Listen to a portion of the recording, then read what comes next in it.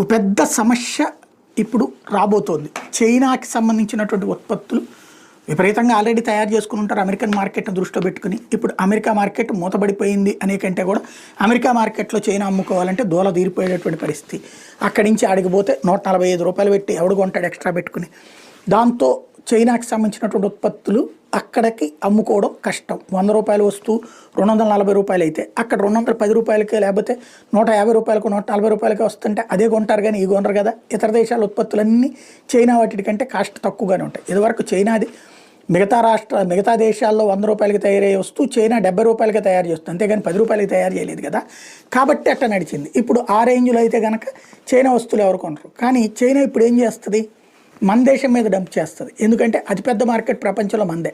140 కోట్ల 145 కోట్ల జనాభా ఉన్నటువంటి దేశం ఇది. 150 అంటారు, ఇంకా జనాభా లెక్కలు తెలిస్తే అది మొత్తం తెలుస్తుంది. అంత